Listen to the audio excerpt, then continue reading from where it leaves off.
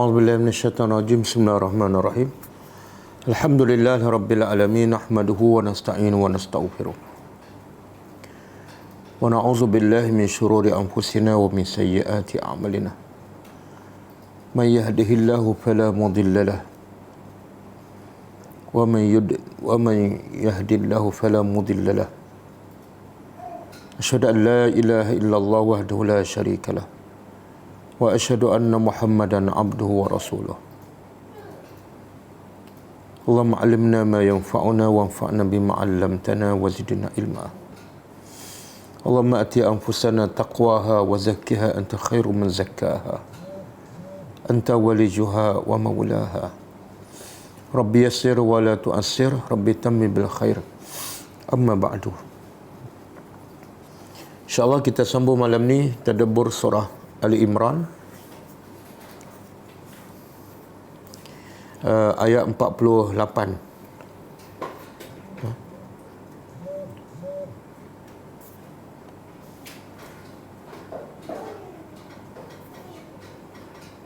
Sorry, ayat 51. Ayat 51. Jadi semalam kita ada bagi pengajaran kan, dari sampai ayat ke berapa?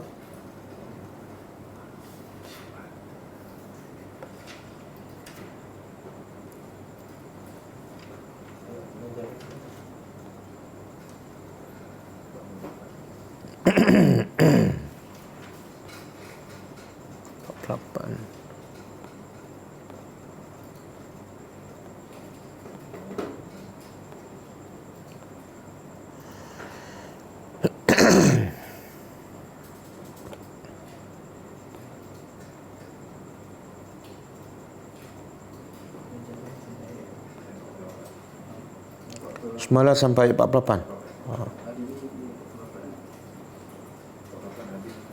48 dah. Jadi yang belum ayat 49 kan? Okey, kita bagi pengajaran ayat 49 dan 50.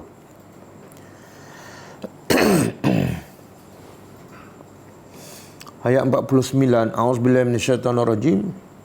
Wa rasulan ila bani Israel anni qad ji'tukum bi ayatin min rabbikum anni akhluqu lakum min at-tini ka hay'ati at-tayr fa anfukhu fihi fayakunu tayran bi iznillah wa ubri'u al-akmaha wal abrasa wa uhyi al-mauta bi iznillah wa unabbi'ukum bima ta'kuluna wa ma tadakhiruna fi buyutikum Inna fi dhalika la ayatan lakum in kuntum mu'minin.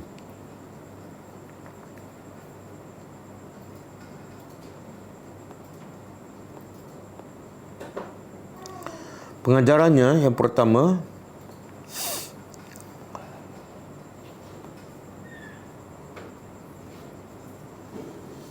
setiap rasul diutuskan kepada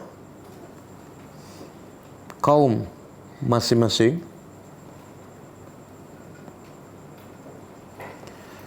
kecuali Rasulullah diutuskan kepada semua kaum manusia sampai hari kiamat.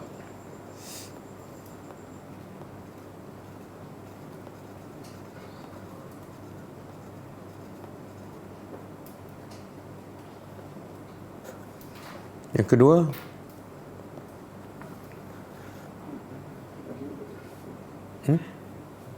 ayat 48 belum. Ayat 48. Pengajaran ayat 48 belum. ya ke? Maaf. Oh. Ayat 48 belum. Oh, ayat 48 yang semalam kan? Betul lah.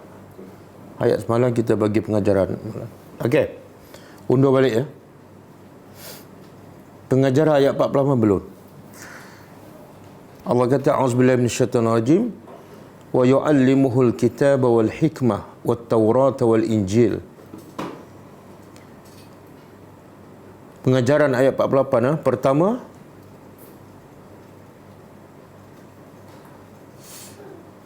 Nabi Isa diajar sendiri oleh Allah Subhanahu wa taala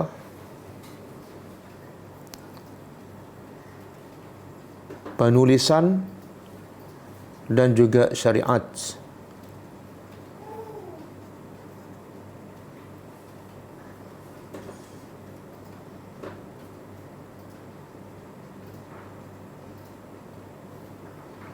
Yang kedua,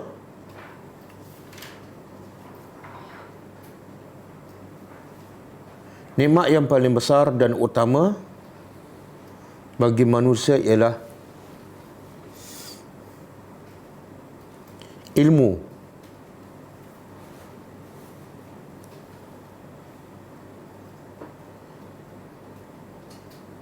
Yang bersumberkan daripada kitab Allah.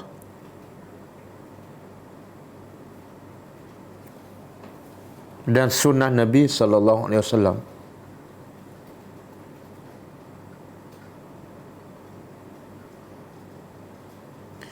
Yang dengan ilmu inilah manusia akan kenal Allah sebagai Tuhan yang disembah dan akan mentaatinya sehingga membawanya ke syurga.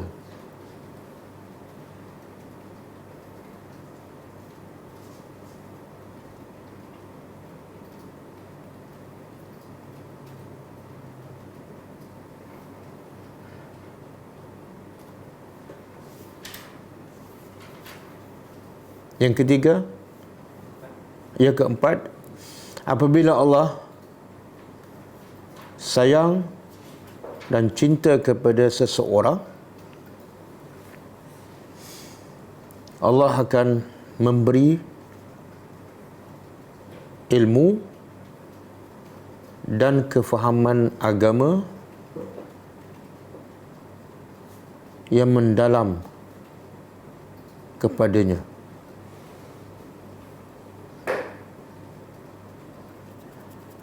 Sebagaimana disebut dalam hadis yang sahih,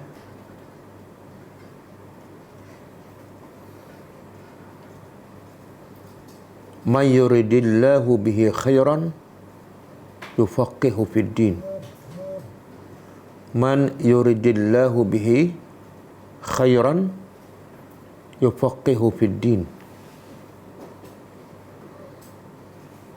Man yuridillahu bihi khairan yufaqihu fid din. Yang maksudnya, sesiapa yang Allah nak kebaikan kepadanya, maka Allah akan memberi kefahaman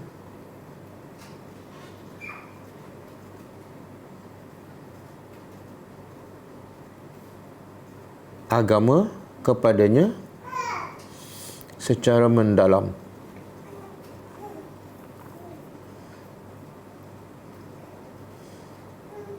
Okey, ayat 49 .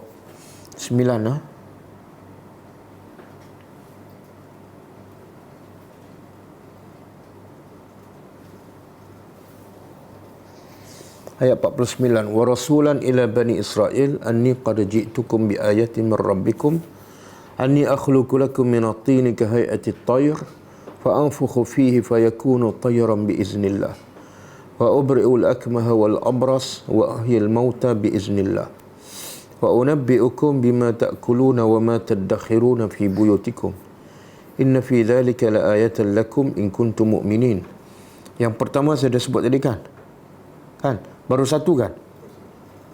Satu. Okey, yang kedua,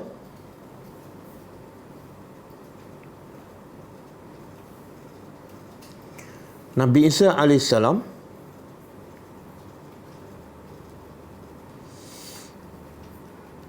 telah datang kepada kaumnya dengan bukti-bukti yang jelas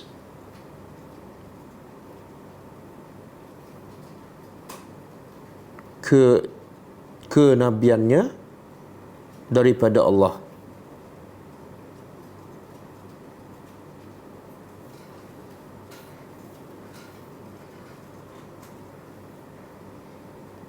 sebagai tanda rahmat Allah kepada manusia.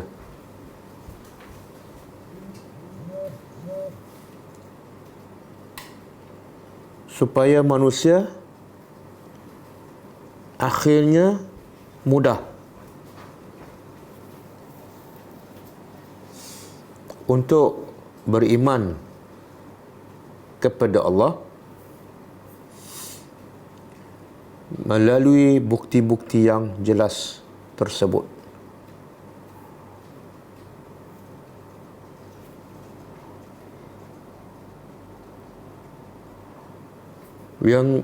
Yang ketiga,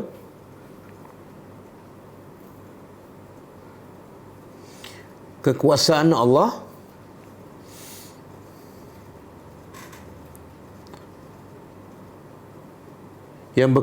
yang berkuasa menjadikan Nabi Isa ibnu Maryam boleh mencipta burung daripada tanah dan terbang. Ketika itu juga dengan izin Allah.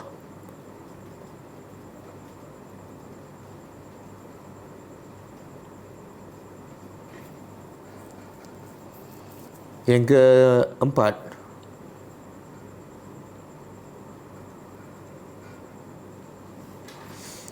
apa sahaja yang diperintah oleh Allah, maka ia adalah halal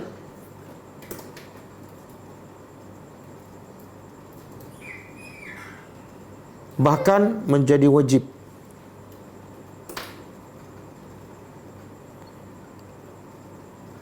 Walaupun asalnya haram.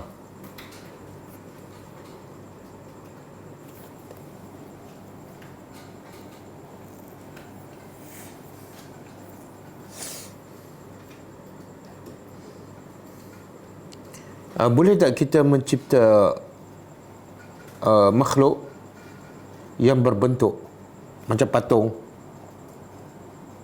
Hukumnya boleh ke tak boleh? Haram kan? Haram. Tapi Nabi Isa mencipta burung kan daripada tanah. Jadi dia buat dalam bentuk burung. Halal ke haram? Jadi walaupun asalnya haram, tapi kalau itu perintah Allah, jadi halal dan bahkan jadi wajib. Sama juga bunuh anak, asalnya haram, kan? Tapi kalau Allah yang perintah bunuh anak, jadi halal tak bunuh anak? Halal. Contoh? Nabi Ibrahim. Sujud kepada manusia, syirik ke tak? Syirik. Tapi kalau itu adalah perintah Allah supaya sujud pada manusia, maka sujud kepada manusia ketika itu halal ke syirik? Halal. Contoh? Nabi Adam. Allah perintah malaikat sujud kepada Nabi Adam. Okey. Yang kelima kan?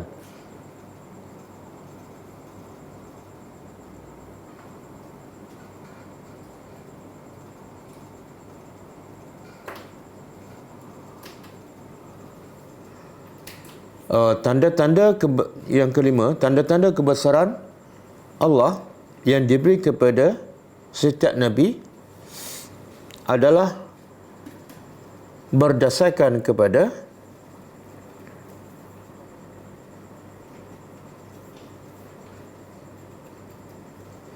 kemahiran dan kehebatan kaum ketika itu.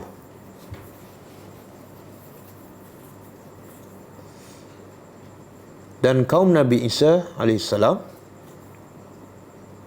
ketika itu sangat terkenal dengan kemahiran merawat segala jenis penyakit, kecuali penyakit buta, sopak,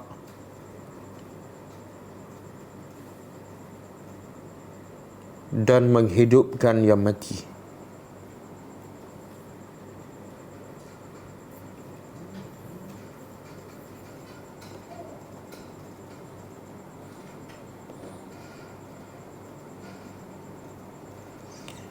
Yang ke-6, Nabi Isa bukan Tuhan atau anak Tuhan.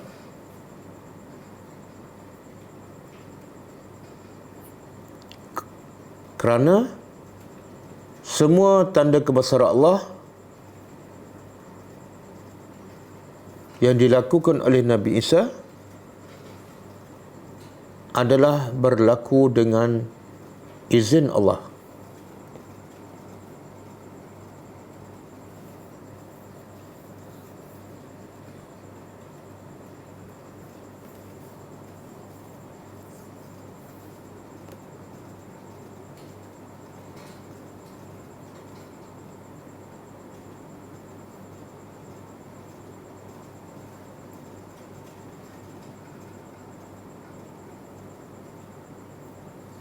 Yang ke-7,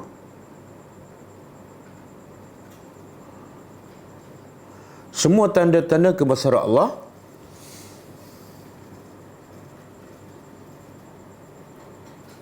tidak akan memberi apa-apa kesan melainkan hanya kepada orang yang beriman kepada Allah sahaja.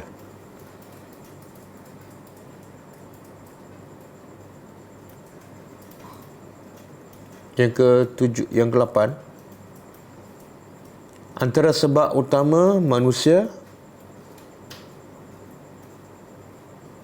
menolak tanda-tanda kebesaran Allah, bahkan menuduh itu adalah cerita dongeng, puncanya ialah hati manusia yang keras kerana dosa-dosa dan maksiat yang dilakukan setiap hari.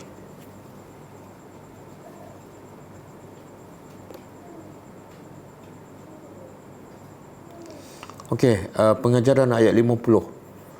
Wa musaddiqan lima baina yadayya minat Taurah وَلِأُحِلَّ لَكُمْ بَعْضَ الَّذِي حُرِّمَ عَلَيْكُمْ وَجِئْتُكُمْ بِآيَةٍ مِّن رَبِّكُمْ فَاتَّقُوا اللَّهَ وَأَطِيعُونِ. Pengajarannya,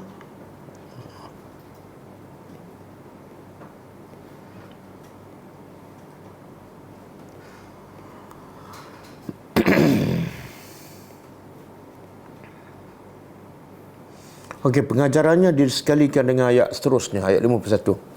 Jadi kita bagi besok. Kita sambut tadabbur.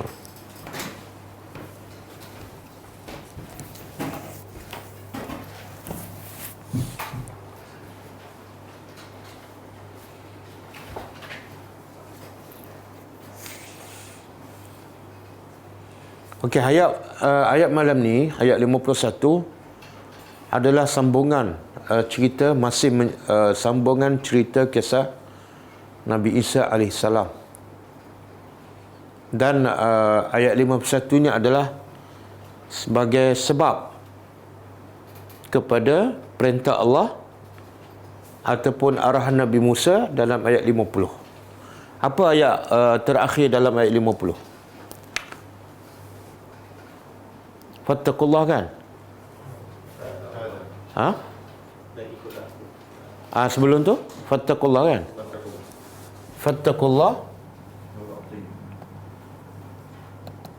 Fattaqullah wa ati'u. Hadza siratun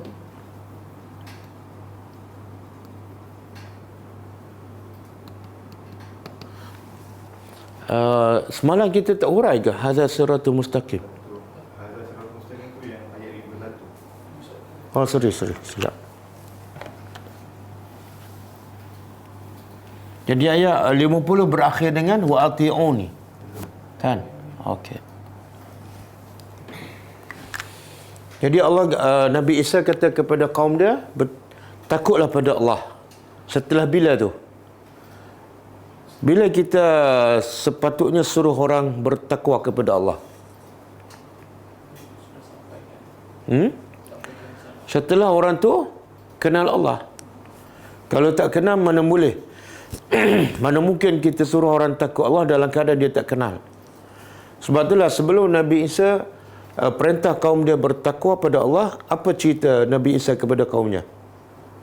Tentang tanda-tanda kebesaran Allah yang Allah bagi pada Nabi Isa. Dengan tanda tu, kamu akan tahu ini adalah kebesaran Allah. Setelah bagi tanda kebesaran Allah, barulah kita perintah ittaqullah. Kan? Sekarang ramai yang hari Jumaat khutbah setiap Jumaat, ittaqullah.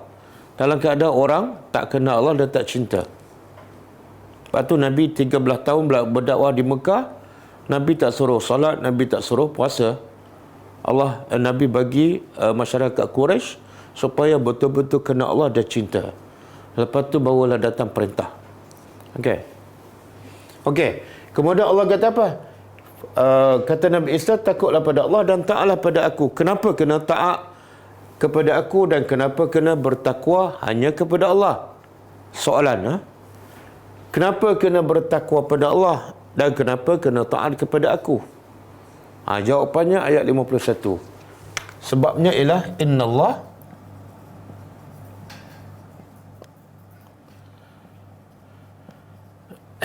Allah Rabbi, Tuhanku, wa rabbukum, dan Tuhan kamu ataupun pencipta kamu.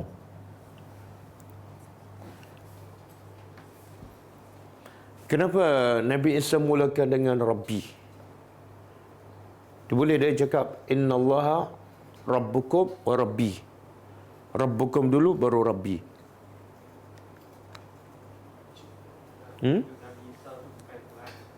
Nabi Isa? Pertama, Nabi Isa nak menafikan dakwaan orang-orang kaum dia bahawa dia itu sebenar bukan Tuhan. Tuhannya siapa? Allah. Kalau Nabi Isa mengatakan Allah Tuhan dia, maka Nabi Isa adalah penyembah, bukan yang disembah. Satu. Yang kedua, Nabi Isa nak bagi tahu, aku nak suruh orang sembah, aku dulu kena tunjuk contoh. Aku sendiri kena jelas siapa Tuhan aku, dan aku sendiri sembah Tuhan ini, barulah aku boleh mengajak orang lain. Kan? Jadi bila kita nak berdakwah pada orang, yang pertama, akidah kita, amal kita mesti terbaik. Okey. Jadi kenapa kena bertakwa pada Allah? Kenapa kena taat pada aku? Sebab Allah tu pencipta aku dan pencipta kamu. Logik tak kita sembah pencipta kita? Logik. Yang tak logiknya apa dia? Yang tak logik dan tak masuk akal. Sembah apa yang kita cipta, itu tak masuk akal dan menunjukkan kebodohan manusia. Sebab tu dalam surah Al-Baqarah ayat 131 ke? Surah Al-Baqarah. Iz qala lahu rabbuhu aslim.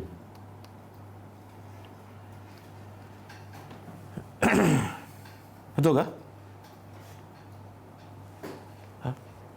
Betul. Surah Baqarah. Aslim qala aslamtu li rabbil alamin.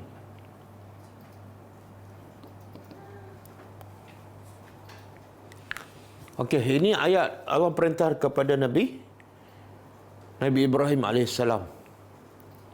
Cuba tengok. Ingatlah ketika mana qala lahu rabbuhu, Tuhannya, penciptanya, iaitunya balik pada Ibrahim. Tuhan itu berkata kepadanya, kepada Ibrahim. Apa Tuhan kata pada Nabi Ibrahim? Aslim. Apa makna aslim? Serahlah diri kamu. Kan? Walaupun kamu Nabi, kamu tetap hamba dan kamu wajib serah diri kepada Allah. Barulah kamu akan selamat. Okey. Apa jawab Nabi Ibrahim? Qala aslamtu. Nabi Ibrahim tanpa melengah terus jawab, aku telah serah diri. Allah suruh serah je, Allah tak suruh bagi tahu sebabnya. Kan Ibrahim cukup je jawab dia aslamtu, habis. Tapi Nabi Ibrahim tambah, apa dia? Aslamtu li rabbil alamin. Ayat ni menunjukkan apa ni? Kenapa Nabi Ibrahim tambah?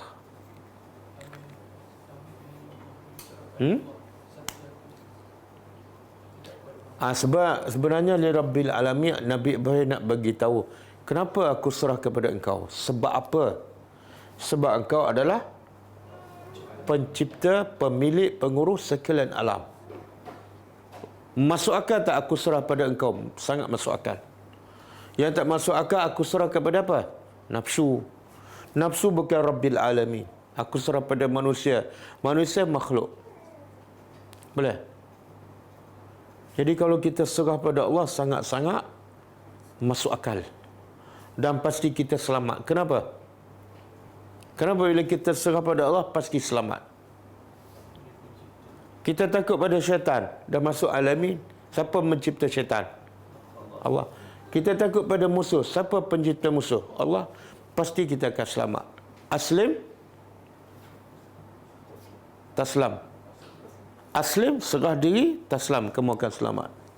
Semua yang tak selamat tu sebab tak serah sepenuh kepada Allah. Dia bila ada masalah, dia serah diri kepada polis, kan? Lagi tak selamat. Okey, sesungguhnya Allah Tuhanku dan Tuhan kamu, fa'buduhu. Maka sembahlah dia.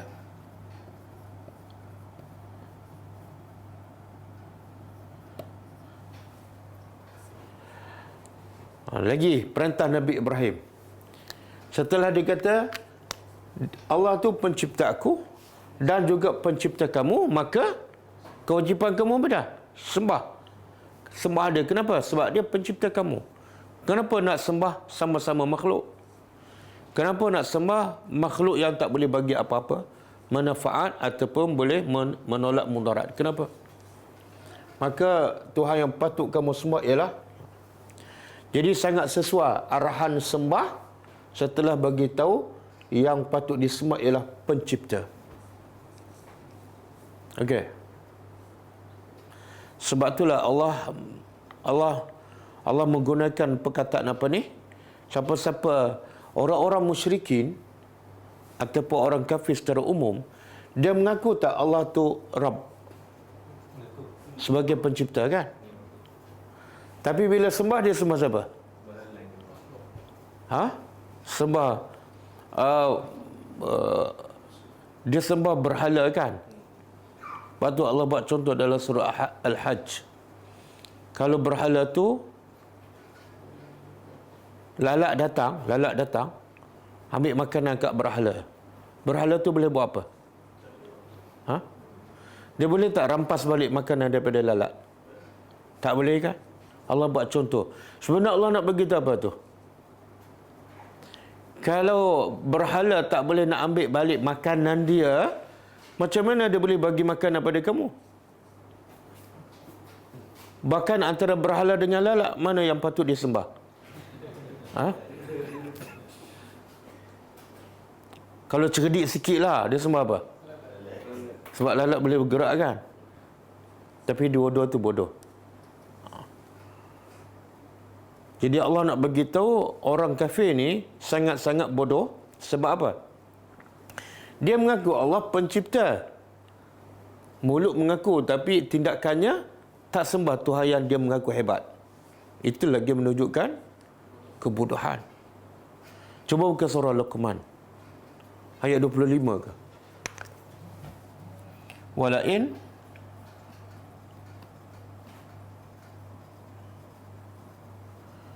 in sa'altahum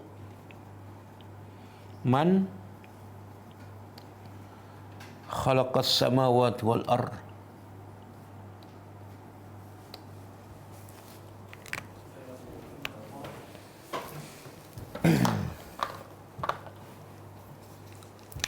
La yaqulunna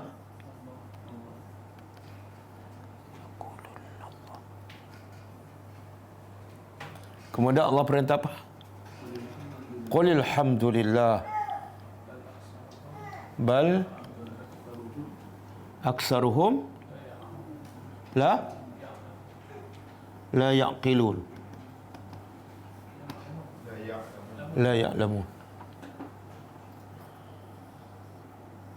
Okey. Cuba terjemah. Walain, dan pasti sekiranya sa'al tahum, engkau Muhammad bertanya mereka. Siapa mereka ni? Orang musyrikin. Kalau engkau tanya mereka, man khalaqas samawati wal ard, siapa yang sebenarnya mencipta langit dan bumi? Apa mereka jawab? Allah sendiri kata la yaqulunna, pasti sesungguhnya mereka akan jawab Allah. Tapi dia sembah apa? Bercanggah tak jawapannya dengan tindakannya? Kalau mulut kata Allah, hebat tak Allah mencipta langit? Hebatlah. Kalau mulut kata Allah hebat, tindakannya sembah Tuhan lah. Bila mulut dia kata Allah hebat, tapi dia sembah benda yang tak hebat, menunjukkan apa? Kebodohan, bodoh lah, bodoh. Okey, lepas tu Allah kata apa? Allah perintah pada Nabi, qul alhamdulillah. Lepas mereka jawab Allah yang mencipta langit, pujilah Allah, alhamdulillah. Kenapa Allah perintah Nabi supaya puji Allah? Bila orang kafir menjawab Allah yang mencipta langit dan bumi, membenarkan apa yang diorang cakap. Membenarkan apa yang kaum musyrikin cakap, iaitu Allah tu Tuhan adalah Allah. tak, orang musyrikin memang cakap yang mencipta langit Allah, yang mencipta bumi Allah, yang menurunkan hujan Allah. Memang dia cakap macam tu sebelum tanya lagi. Tapi kenapa bila mereka jawab tu Allah perintah pula Nabi sebut alhamdulillah? Kita sebut alhamdulillah ni benda yang baik ke tak? Baik kan? Jadi apa yang baik bila orang musyrikin jawab yang mencipta langit dan bumi Allah, sedangkan mereka tak sembah Allah? Apa yang baik sehingga perlu sebut alhamdulillah? Faham soalan? Faham. Jawab. Memudahkan dakwah ni lah, sebab dia punya tu dah sama dah. Tuhan yang sama. Jadi mudah lagi lah dakwah ni, tinggal betulkan akidah. Mudah dakwah. Tapi ramai juga mati dalam kafir kan. Macam Abu Jahal, Abu Lahab kan. Jadi kenapa kena puji Allah bila orang musyrik kata yang mencipta langit adalah Allah? Kita kalau kita kata tanya orang kafir kan, dia semua berhala. Kita kata siapa cipta Allah? Siapa cipta langit? Dia pun jawab Allah. Kita kata tak alhamdulillah, ataupun kita persoalkan, habis kenapa tak sembah Allah? Kita kata alhamdulillah ke kita soal lagi? Kita tak ikut arahan Allah. Allah perintah Nabi sebut alhamdulillah. Jadi apa benda yang nikmat tu sehingga Allah kata sebut alhamdulillah? Dalam jawapan orang musyrikin ada nikmat sampai kena puji Allah. Orang kafir pun tak boleh nafikan. Orang kafir pun tak boleh nafikan apa perkataan Allah. Tak berapa jelas. Saya faham jawapan tu, tapi tak berapa jelas dengan soalan. Sebenarnya bila dia jawab Allah yang mencipta langit dan bumi, Nabi ajak mereka sembah siapa? Allah. Dan mereka mengakui tak Allah tu hebat? Mereka mengakui Allah tu hebat dan Nabi pula ajak sembah Allah. Mana jawapan mereka mengesahkan agama Nabi betul. Boleh faham? Yalah. Logik tak? Nabi kata Allah hebat, Nabi sembah Allah. Maknanya kamu mengesahkan agama Nabi betul sebab Nabi sembah Tuhan yang hebat dan mengesahkan kebodohan kamu. Wahai Muhammad, pujilah Allah. Alhamdulillah. mereka mengesahkan agama kamu betul. Boleh faham?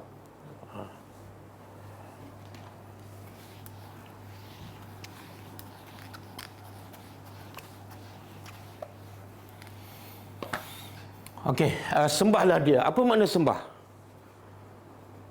Apa makna sembah? Sebab ramai orang sembah kan, kadang-kadang dia tak sembah Allah. Nampak macam sembah Allah tapi sebenarnya sembah nafsu. Nampak sembah Allah tapi sebenarnya sembah amalan masyarakat. Kan? Jadi kita nak faham apa sebenar makna sembah ataupun ibadah. Fa'budu tu daripada perkataan ibadah lah. Apa makna ibadah? Definisi ibadah. Ya? Yalah, apa dia? Nak taat kepada apa? Ha? Macam mana kita nak tahu perintah Allah? Semua mendakwa perintah Allah kan? Ada orang solat 1000 rakaat malam. Dia kata ini perintah Allah. Allah suruh bangun malam, saya pun solat malam. Sampai 1000 rakaat.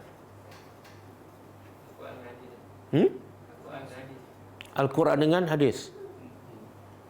Jadi apa makna ibadat sebenarnya? Dia banyak dia sebenar makna ibadat. Ibadat tu sebenar adalah ketundukan. Ibadat makna dia tunduk. Jadi bila sebut ibadat mesti ada unsur-unsur tunduk. Okey. Tunduk kepada apa? Ini definisi seorang ulama yang lebih menepatilah makna ibadat. Ialah kullu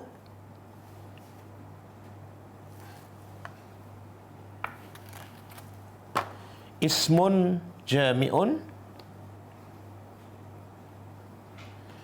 likulli ma yuhibbuhu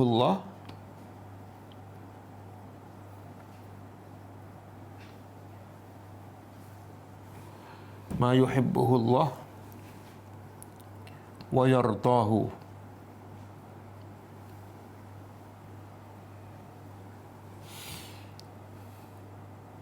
minal aqwal wal af'al az-zahirah wal batinah. Ini definisi ibadat. Sebab masyarakat kita biasa mereka belajar masa sekolah rendah ke sekolah agama, guru-guru bagi tahu ibadat apa dia? Rukun Islam.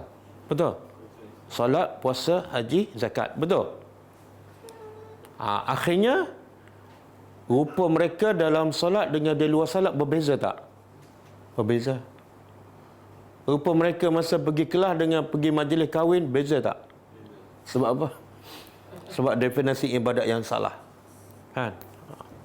Pergi haji lain, balik haji lain. Okey. Ibadat ialah ismun jami'un. Kata nama jami'un apa? Yang mengumpul ataupun yang merangkumi. Ibadat ialah kata nama yang merangkumi likulli. Bagi semua apa yang yuhibbuhullah, apa yang dicintai oleh Allah. Wa yardahu, dan apa yang diredai oleh Allah. Semua yang Allah suka, semua yang Allah redha, ibadat. Bentuk apa? Minal aqwal, sama ada perkataan. Kan? Kita ajak orang solat, jom solat, ibadat tak? Mana tahu? Allah suka, Allah suka. Allah suka tak? Wal af'al, dan dalam bentuk perbuatan. Kita naik kereta, lepas tu ada ranting tengah jalan, kita pun berhenti, angkat. Ibadat tak? Kenapa ibadat? Tak, jawapannya sebab Allah suka. Betul lah, ada hadis kan? Bahkan ada tak satu hadis, ada seseorang tu masuk syurga, tengok-tengok amalan dia tak ada. Kecuali sebab dia buah ranting tengah jalan, boleh masuk syurga. Dan wanita Bani Israel kan, yang bagi minum anjing, masuk syurga tak? Dia masuk syurga dengan solat ke, puasa ke, haji ke, umrah. Dengan bagi minum pada anjing. Sebab apa? Sebab itu adalah ibadat. Mana tahu Allah suka. Allah suka tak bantu haiwan? Suka. Kan? Ramai tak yang solat jumpa anjing dia baling batu? Ramai kan? Ataupun kalau tak baling pun dia cabut lari. Okey. Bolehkah? Sebab tu ada satu hadis Nabi kata apa? Aku lebih suka keluar menunaikan hajat saudaraku daripada aku beribadat di masjid aku selama sebulan. Beza tak? Kita ingat ibadat ni duduk dalam masjid. Apatah lagi masjid Nabi, kelebihannya 1000 kan? Sebulan pula tu kita akan pilih duduk dalam masjid Nabi. Nabi kata tak, aku lebih suka keluar menunaikan hajat saudaraku. Makna apa tu? Menunaikan hajat saudara kita adalah ibadat yang lebih Allah suka daripada duduk dalam masjid. Okey.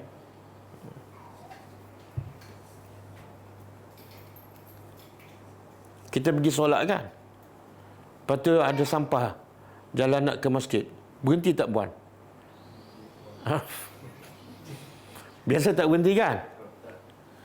Tapi kita yakin tak kita sedang pergi beribadat? Tapi kenapa tak buang sampah? Sebab kita dah ajar ibadat ialah solat. Betul? Lepas tu keluar ada lagi sampah, kita tak ambil lagi, kita kutuk pula. Apa MBSA tu buat kerja ke? Sebab definisi ibadat yang salah. Okey. Dan satu lagi saya nak ingatkan, ibadat ni bukan semua ibadat Allah terima. Kan? Syaratnya Allah suka. Macam mana kita nak tahu Allah suka? Yang ni ibadat Allah suka, yang ni ibadat juga, tapi Allah tak suka. Macam mana kita nak tahu? Fattabi'uni. Fattabi'uni. Jadi nak tahu ibadat tu Allah suka sama tak dengan Nabi? Kalau sama Allah suka, kalau tak sama Allah tak suka. Walaupun solat malam setiap malam dan tak tidur, Allah tak suka. Sebab apa? Tak sama dengan Nabi. Walaupun kamu puasa setiap hari 365 hari setahun, bukan ibadat sebab Allah tak suka. Kenapa? Tak ikut Nabi. Boleh? Kamu selawat 1000 kali kan hari Jumaat, ibadat ke tak? Bukan ibadat. Bukan ibadat. Kenapa? Sebab Allah tak suka. Kenapa Allah tak suka? Sebab tak ikut Nabi. Nabi tak pernah berselawat sampai 1000 kali. Bolehkah? Bila tak faham di sini, dia akan habiskan masa 50 tahun tengok-tengok akhirat, habaan mansura, debu yang berterbangan. Sebab ibadat yang Allah tak redha. Okey. Saya nak ingat satu lagi, syarat ibadat mesti ada apa? Kalau sebelum ibadat ni ada dua lah. Satu qabla, yang kedua ba'da. Syarat ibadat sebelum beribadat. Tak, itu syarat ibadat diterima. Satu ikhlas, yang kedua ikut Nabi kan. Tapi ini lain ni. Syarat ibadat tu betul-betul jadi ibadat, iaitu mesti ada satu al-mahabbah, yang kedua at-ta'zim.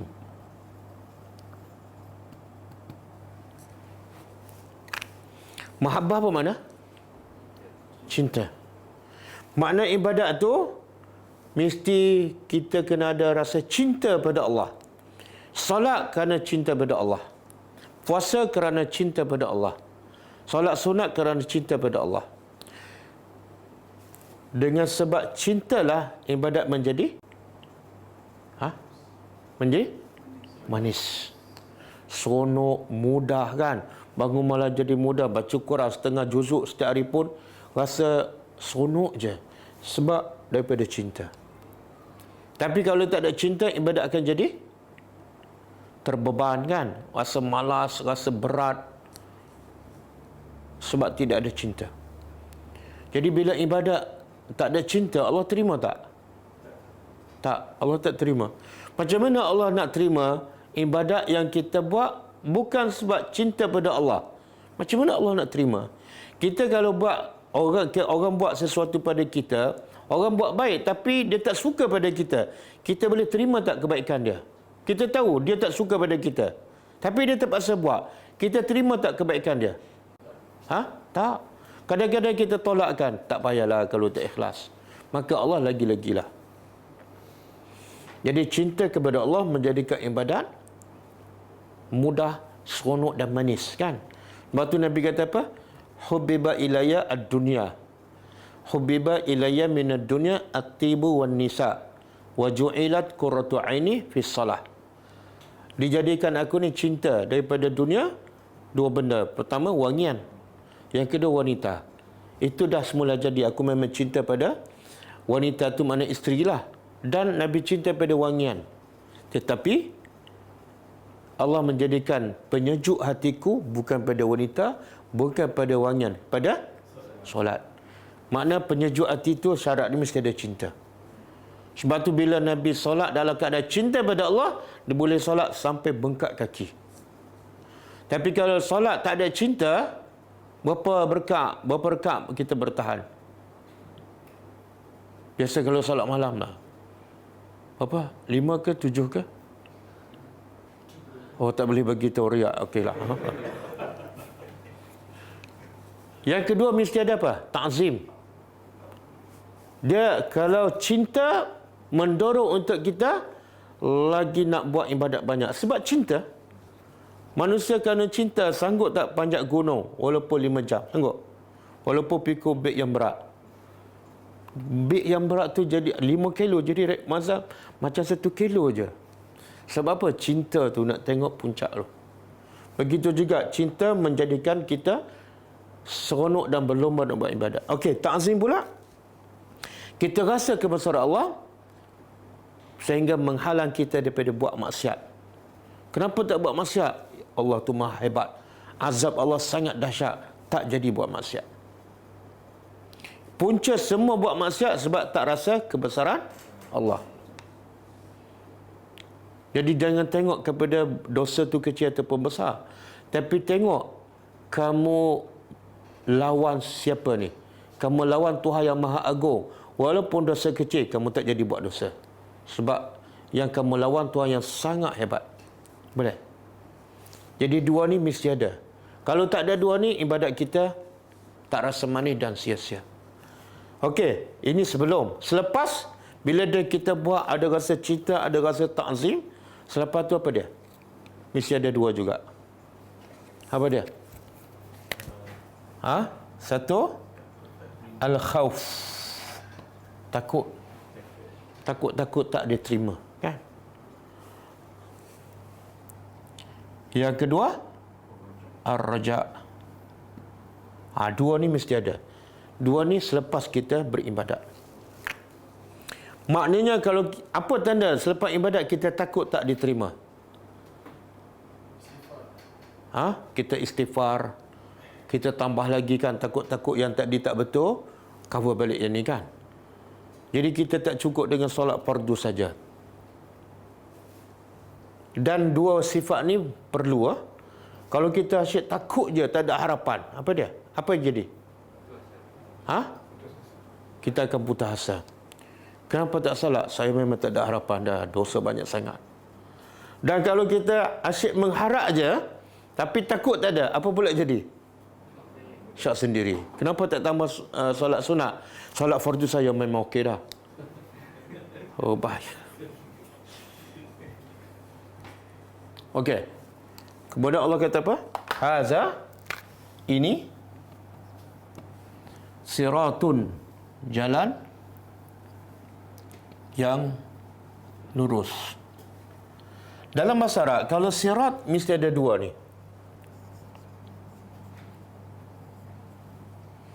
Satu, as-si'atu, luas. Yang kedua, al-i'tidal.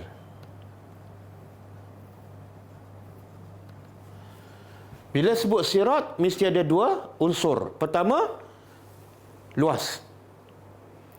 Kalau sempit, bukan sirat. Kalau sempit, biasa bahasa Arab guna tariq. Tariq.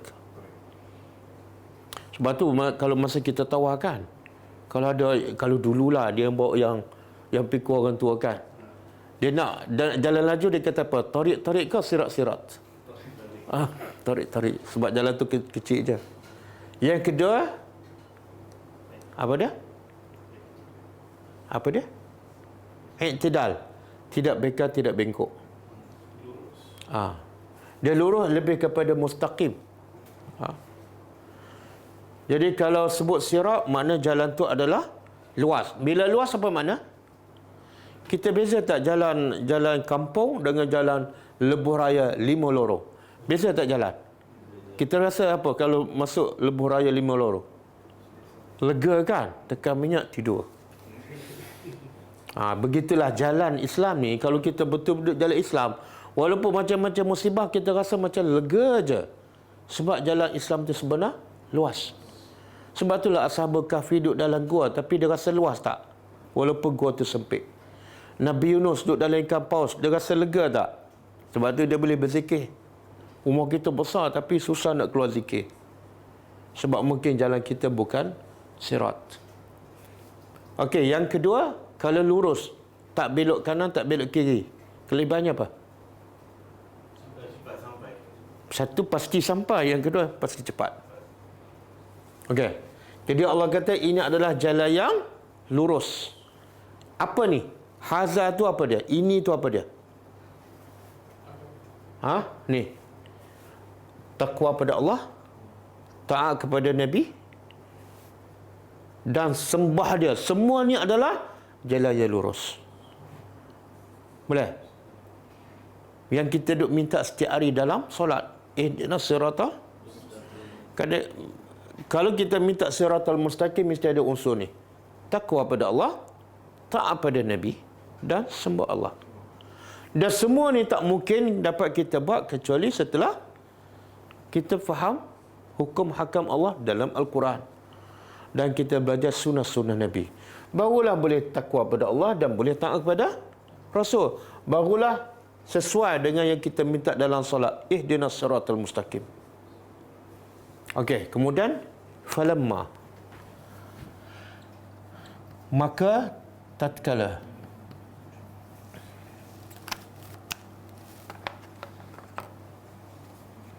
ahassa. Apa makna ahassa? Dia terjemah apa tu? Sedar, menyedari. Ahassa ni asalnya makna rasa. Rasa, sedar. Maka tatkala telah rasa atau bersedar, Isa, Nabi Isa AS.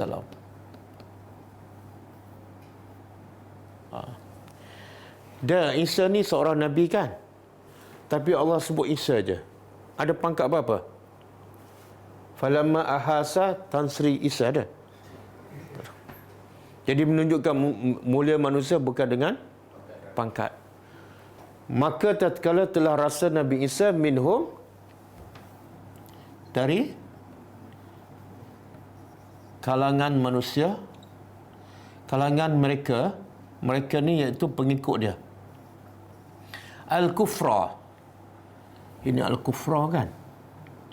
Al-kufra ke kufru? Kufra. Kekufuran. Qala, dia berkata,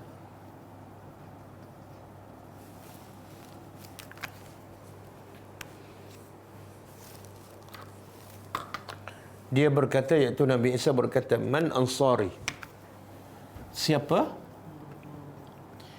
Ansari. Ansari apa dia? Pembantu. Pembantu ataupun penolong. Penolong aku, tapi ilallah, kepada Allah.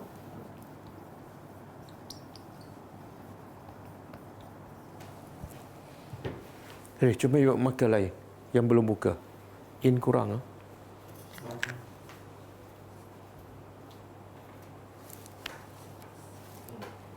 Belum buka.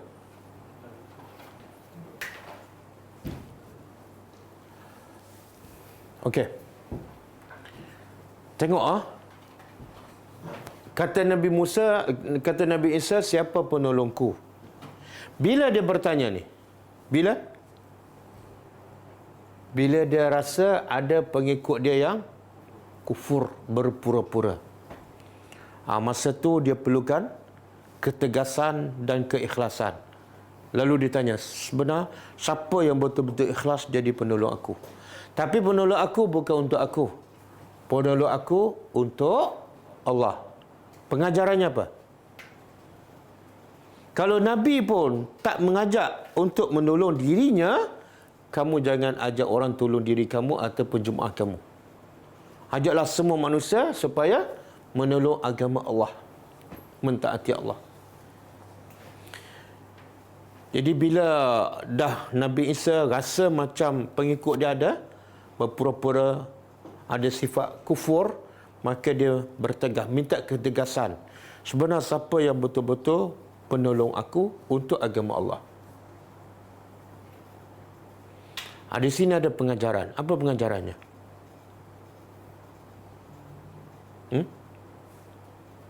Apa pengajarannya?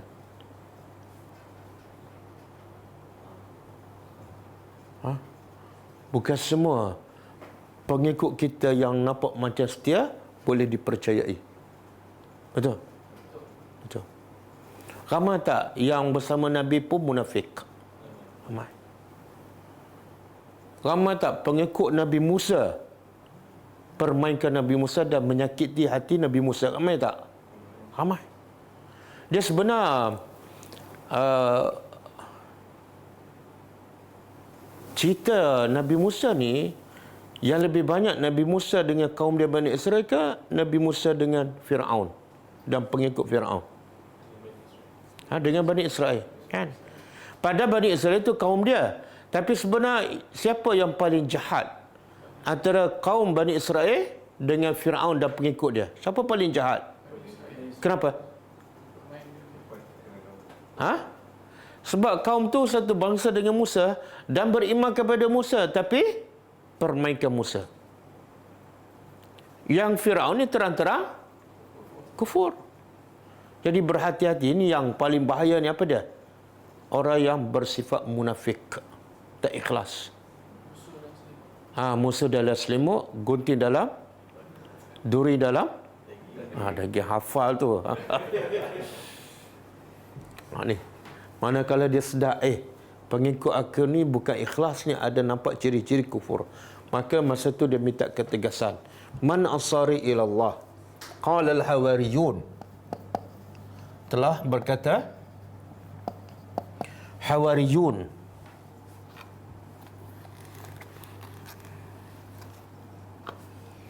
Hawariyun apa makna? Hawariyun jamak kepada al-hawariyu. Kalau satu al-hawariyu. Kalau ramai hawariyuna. Dia berasal daripada perkataan apa? Al-hawar. Al-hawar. Al-hawaru. Apa makna al-hawar? Al-bayad. Apa makna al-bayad? Putih. Putih. Lawan dia al-aswad. Jadi hawar ni makna dia asalnya putih. Jadi apa kaitan kalau kita terjemah hawariyun, pengikut? Apa kaitan pengikut dengan putih? Ini bukan cik putih ni, Apa dia? Tak, apa kaitan dengan putih tu? Dalam tafsir ulama mengatakan hawariyun berasal daripada putih, sama ada mereka ni pengikut Nabi Isa ni pakaiannya putih. Yang kedua, hatinya putih bersih. Dan makna yang lebih tepat ialah Hawariyun ialah pengikut yang setia, ikhlas beriman, yang hatinya betul-betul ikhlas. Sebab tu dipanggil Hawariyun. Kan? Dan bidadari di dalam surga. Apa perkataan dia? Bidadari dalam surga. Hur, daripada perkataan yang sama, putih. Putih apa pula? Ada ahli tafsir mengatakan matanya putih melepak.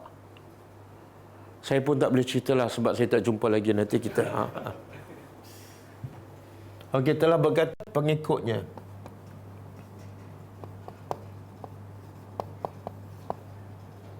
Berapa orang ni? Berapa orang? Apa dia? Dalam tafsir ulama kata ada 11 orang. Ada kata 12 orang. Ramai tak? Tak ramai. Berjaya tak Nabi Isa dalam berdakwah? 12 orang je. 12 orang. Jaya ke? Oh, jaya. Kalau saya mengajar 20 tahun tadabbur, pelajar 12 orang je. Tak naik dan tak kurang. Berjaya tak kelas saya? Tak berani cakap lah sebab depan saya. Kalau belakang ni cakap je. Apalah ustaz 20 tahun 12 orang je student. Jadi Nabi Isa berjaya tak dalam dakwah? Apa bukti? Oh, ada pengikut. Kita tahu tak di akhirat besok ada Nabi yang tak ada seorang pun pengikut? Ada kan? Gagal ke berjaya? Berjaya pula. Jadi apa ukuran berjaya sebenarnya?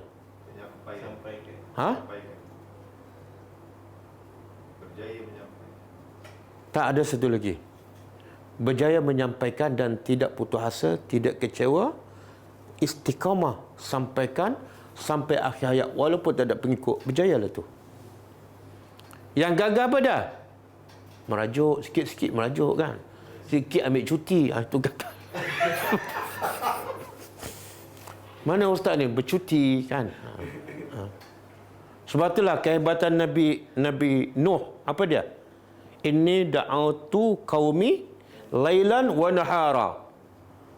Walaupun kaum dia tutup telinga, tutup muka, tapi Nabi Nuh tetap berdakwah siang dan malam selama berjaya tu. Walaupun pengikut dia 70, tapi dia tak pernah putus asa.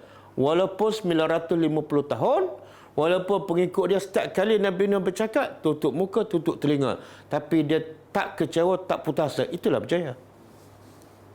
Kenapa tak mengajar? Nampak pelajar tak ramai, saya pun tak semangat lah. Berjaya ke gagal? Gagal. Okey. Telah berkata pengikutnya, nahnu, kami adalah Ansarullah, penolong Allah. Dia bila sebut penolong Allah, kalau saya kata penolong saya, makna saya perlu tak pertolongan tu? Ni Muhammad ni penolong saya. Mana saya perlu tak pertolongan? Okey. Kalau sebut penolong Allah, Allah perlu tak pertolongan? Kalau tak perlu, kenapa dia sandarkan penolong tu kepada Allah? Penolong agama Allah. Allah tak perlu pertolongan. Kalau kita semua manusia kufur pada Allah, sedikit pun tak mengurangkan kuasa Allah. Dan kalau semua manusia beriman pada Allah, sedikit pun tak menambahkan kuasa Allah. Tapi penolong di sini maksud penolong agama Allah. Okey. Kita ni wajib tak jadi penolong agama Allah? Wajib ke sunat? Wajib. Ada dalil?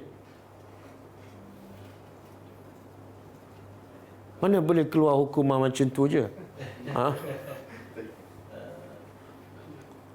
Ada dalil tak? Wajib jadi penolong agama Allah.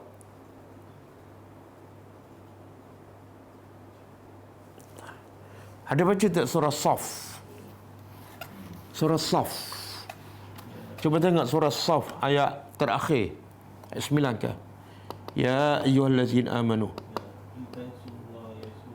Bukan, itu surah Muhammad. Ya ayyuhallazina amanu kunu ansarallah. kama qala Isa ibnu Maryam, man ansari ilallah.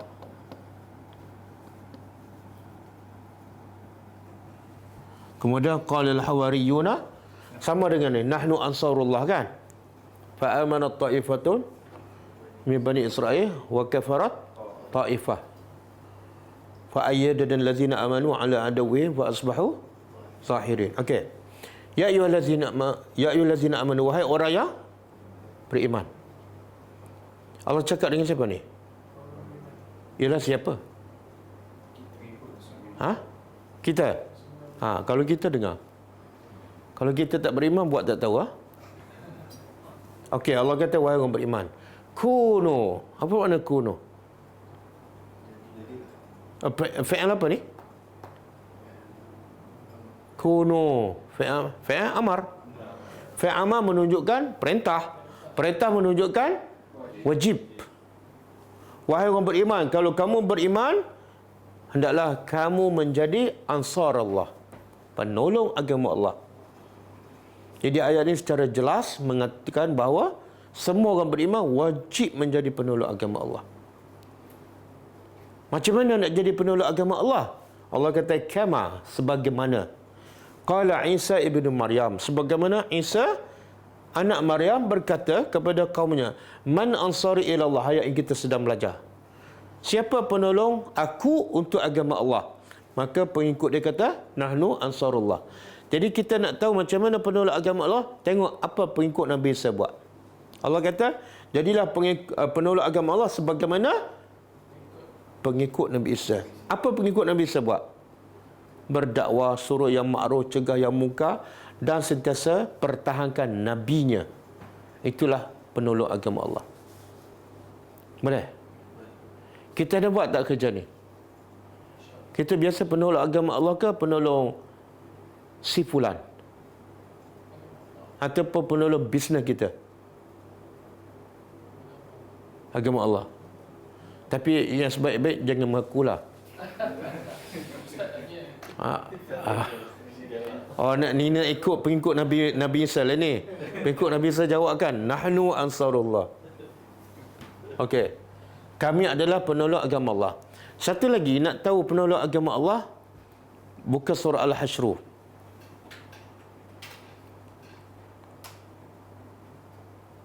Ayat 8 ke 9. Lil fuqara'i.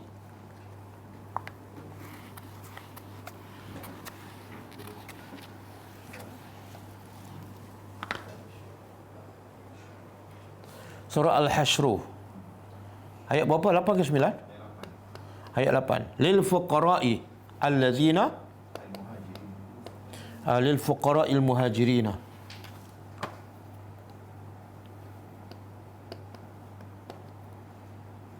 Allazina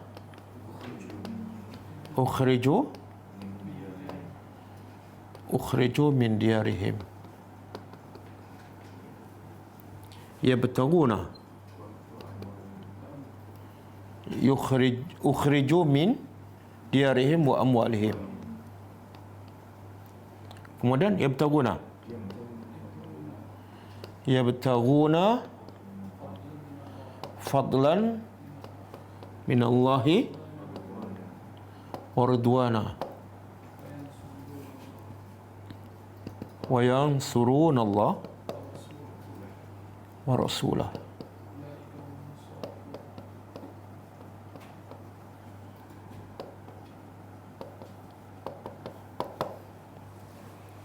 Cuba terjemah. Lil fuqara, bagi orang-orang fakir di kalangan muhajirin. Allah nak puji ni ya. Allah nak puji siapa ni? Orang muhajirin tapi fakir. Kenapa mereka fakir? Sebab allazina, mereka ni ukhriju, diusir keluar min diarihim, daripada negeri mereka, iaitu apa? Mekah. Wa amwalihim, dan harta mereka pun dirampas. Maknanya asalnya mereka fakir ke ada harta? Ada harta. Bila mereka jadi fakir? Bila berhijrah. Pasal apa ni? Sanggup tinggal harta, sanggup jadi fakir, sanggup hijrah. Untuk apa? Ya bertaruna.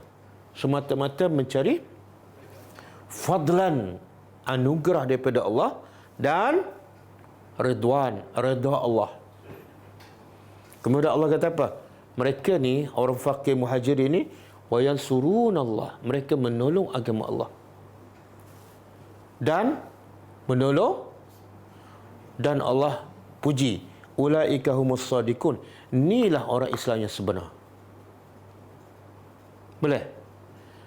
Jadi daripada sini, apa ciri-ciri orang yang menolong agama Allah? Apa dia? Ha? Apa dia? Sanggup jadi fakir. Semata-mata nak cari, nak tolong agama Allah. Betul tak? Saya nak tanya, kalau orang muhajirin tak berhijrah, Islam menang tak di Madinah? Tak. Demi nak tolong agama Allah, mereka korbankan harta, korbankan tempat tinggal dan menjadi fakir. Kita sekarang buat agama Allah, semakin fakir ke semakin kaya? Oh ya? Ni agama Allah kat mana ni? Kan? Betul kan? Betul, realiti macam tu. Kamu ni sejak jadi pendakwah bebas, semakin besar kereta. Kan? Itulah rezeki. Ya bertaruna fadlan. Tengok orang muhajirin. Dia tinggal harta, tapi dia cari apa? Jadi mana lebih besar ni? Fadlan dengan harta dan negeri. Kita kalau ditawarkan harta dengan anugerah daripada Allah, tapi tak nampaklah, kita nak yang mana? Betul ke? Nanti saya bagi soal sign kontrak. Bukan senang ni, betul? Bukan senang. Sebab itulah Islam di zaman Nabi 23 tahun menang. Sebab pengorbanan, dan mereka ni betul-betul sanggup korban apa demi untuk mencari fadlan dan untuk menolong agama Allah. Memang agama Allah naik. Tapi sekarang banyak guna agama Allah untuk menolong diri sendiri. Sebab tu agama Allah tak naik-naik, kan? Jadi semakin caca merba. Walaupun pendakwah semakin ramai. Betul? Sebab bukan ia bertaruna fadlan minallah. Okey. Semoga Allah beri kekuatan untuk kita menjadi ansarullah, penolong agama Allah. Okey. Amanna, kami beriman billah, kepada Allah. Siapa cakap ni? Hawariyun. Asas Hawariyun pengikut Nabi ialah beriman kepada Allah, bukan fanatik pada Nabi. Dan washhad, dan saksikanlah bi anna muslimun, bahawa sesungguhnya kami adalah orang-orang yang berserah.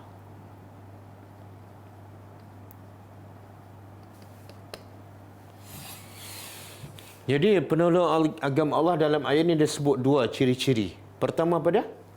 Mesti asasnya beriman kepada Allah. Kalau kamu tak beriman dengan Allah, macam mana nak tolong agama Allah? Yang kedua, asas kedua apa dia? Serah diri. Jangan banyak cakap. Jangan banyak persoalkan. Macam mana rupa orang yang serah diri? Kita antara serah diri pada polis dengan serah diri pada agama. Yang mana kita betul-betul serah?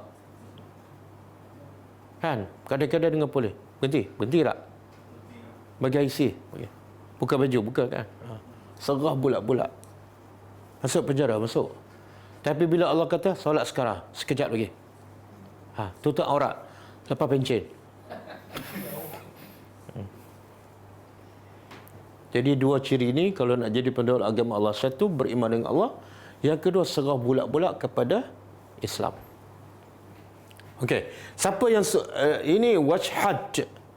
Pengikut Nabi Isa berkata, bersaksilah. Dia berkata pada siapa ni? Ada dua tafsiran. Pertama, pengikut dia kata pada Nabi Isa, bersaksilah wahai Isa, kami ni adalah betul-betul berserah diri, engkau jadi saksi. Dan betul tak setiap Nabi akan jadi saksi pada kaum dia di akhirat besok? Betul? Dan pendapat kedua, wasya'ni, kaum Nabi Isa, Hawariyun, berkata pada Allah, wahai Tuhan, engkau bersaksilah bahawa kami ni betul-betul berserah diri pada engkau. Dua-dua betul. Dan kita sendiri akan menjadi saksi tak? Ni, kita sendiri akan menjadi saksi tak bahawa ada pengikut Nabi Isa yang dipanggil Hawariyun dan beriman? Kita akan jadi saksi tak? Dan mereka akan jadi saksi tak kepada kita? Umat-umat dahulu ataupun Nabi-Nabi dahulu boleh tak akan jadi saksi tak kepada kita bahawa kita beriman? Tak, kenapa tak? Macam mana mereka nak jadi saksi pada kita? Mereka tak ada pun masa kita ada, kan? Mereka mati sebelum kita ada lagi. Macam mana boleh jadi saksi? Tapi kita boleh tak jadi saksi pada mereka? Tapi kita tak hidup zaman mereka. Pernah jumpa Nabi Nuh, Nabi Adam? Tak pernah, kan? Macam mana kita boleh jadi saksi? Al-Quran. Apa yang Quran cerita, kita boleh jadi saksi. Apa dia? Kita boleh kata, ada pengikut Nabi Isa sedikit je yang beriman. Dan mereka itu adalah Ansarullah. Okey. Sebagaimana Allah sebut dalam surah Baqarah, ayat 143.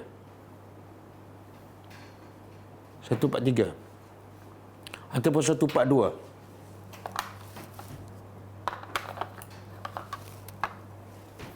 Betul. Wa kadzalika ja'alnakum ummatan wasata litakunu syuhada'a 'alan nas wa yakuna ar-rasulu 'alaikum syahida. Betul? 143 kan?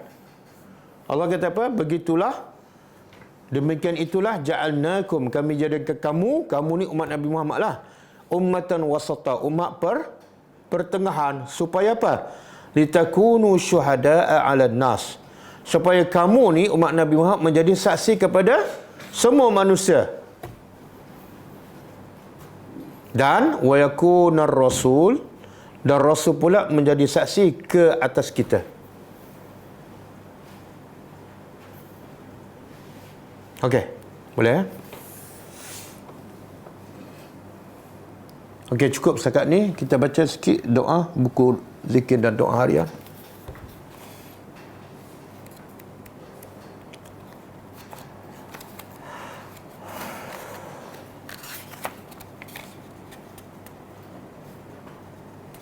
Buku doa yang ke-62, muka surat 50.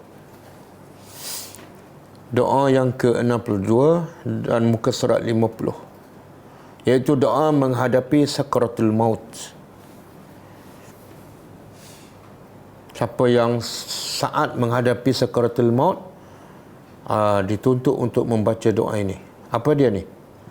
Allahumma ighfirli warhamni wa alhiqni birrafiqil a'la. Yang paling penting masa kita nak mati ialah keampunan Allah. Sebab penyebab utama manusia masuk neraka sebab dosa. Ya Allah, ampunlah dosaku. Selepas ampun dosa baru minta rahmat. Tak mungkin Allah rahmati kita dalam keadaan kita berdosa. Dan temukan aku kepada Ar-Rafiqul A'la, iaitu Tuhan yang Maha Tinggi. Nabi sebut dalam satu hadis, man ahabba liqa Allah ahabballahu liqa'ahu. Siapa yang cinta, suka nak jumpa Allah, maka Allah suka dan cinta nak jumpa dia. Dan waman kariha liqa Allah, siapa yang tak suka, benci nak jumpa Allah, Allah pun benci nak jumpa kita. Jadi syarat nak jumpa Allah apa dia? Tak, syarat nak jumpa Allah kena matilah. Kena mati kan? Selagi tak mati boleh tak jumpa Allah? Tak boleh. Jadi kalau nak jumpa Allah kena mati. Dan kena cinta ke mati. Cinta tak mati.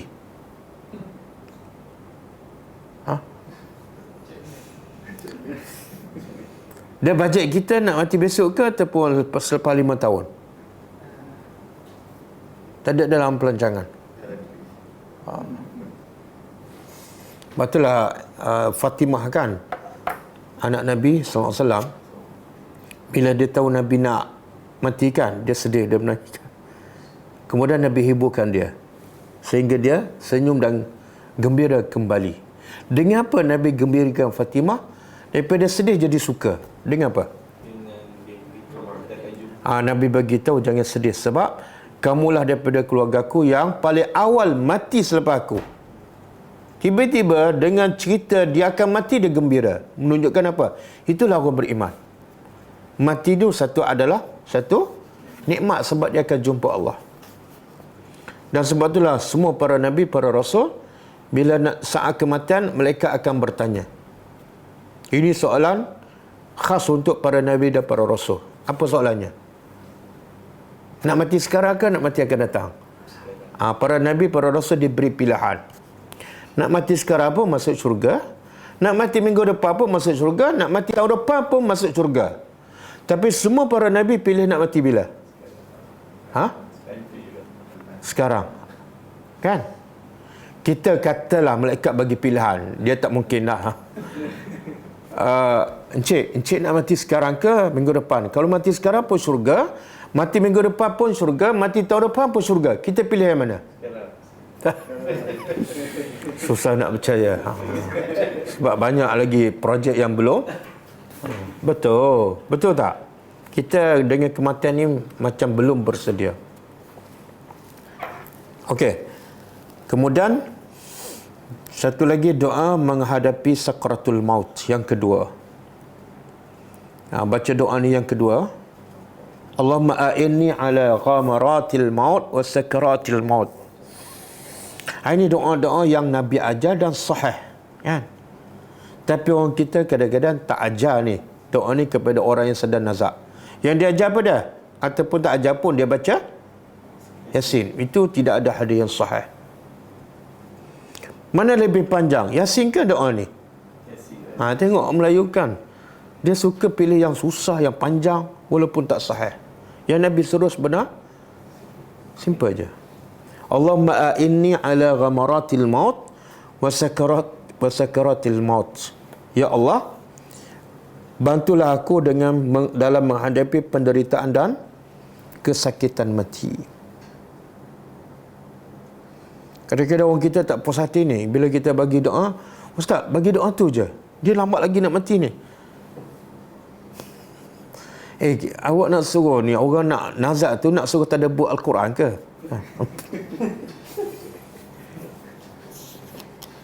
Masa sihat wal afiat tak nak ajar kawan tu tadabbur. Kita ambil habiskan satu lagi muka surat yang 51, doa ke-63, iaitu doa kepada si mati. Ini pun rasanya jarang kita bacakan. Buktinya apa? Masyarakat kita bila dengar berita kematian apa dia baca? Al-Fatihah lagi. Inna lillah. Lepas tu soalan seterusnya, dia mati sakit apa? Sakit jantung. Dah lama ke baru? Lama dah. Masuk hospital ke tak? Doa ni tak baca. Orang mati tak payah tanyalah mati sakit apa, kan? Bukan urusan kita dan tak ada faedah pun kepada si mati. Yang orang mati sangat-sangat perlukan ni, doa ni. Baca doa ni. Allahumma ighfir li, sebut nama. Allahumma ighfir li Muhammad, Allahumma ighfir li Zaid. Warfa' darajatahu fil mahdiyin, dan tinggikan darjahnya bersama orang yang mendapat hidayat. Wa khlufhu fi aqibihi fil ghabirin, dan gantilah dia selepas kematiannya fil ghabirin. Apa dia? Bagi orang yang ditinggalkan sesudahnya. Wa khlufhu fi aqibihi, gantilah dia selepasnya di kalangan orang-orang yang selepasnya, orang yang ditinggalkan. Maksud apa ni? Mana gantilah anaknya ke cucunya menjadi orang yang lebih baik. Kalau anaknya menjadi lebih baik pada bapa yang mati, bapa ada faedah tak? Ya. Bila anak dia lebih soleh daripada bapa, lagi dia banyak doa pada bapaknya. Kemudian waghfir lana, dan ampunlah dosa kami. Yang kita tolong baca doa pun kita minta juga ampun untuk kita. Walahu, dan untuknya, ya rabbal alamin. Wafsah lahu fi qabrihi, lapangkanlah untuknya dalam kuburnya. Dia kalau kubur tak lapang, sempitlah, dihimpit sampai tulang rusuk berselisih. Dan jangan lapang saja, wanawwir lahu, cahayakan kuburnya. Cahayakan kuburnya. Kan? Tak perlu pasang pelita ke atas. Pelita ke atas kubur untuk orang atas. Jadi rumah kamu dah banyak lampu, tak payah pasang lampu atas kubur. Nak terangkan kubur, baca doa ni. Hadis sahih riwayat Muslim. Okey, cukup InsyaAllah kita jumpa lagi. Kelas akan datang hari Isnin pukul 10.30.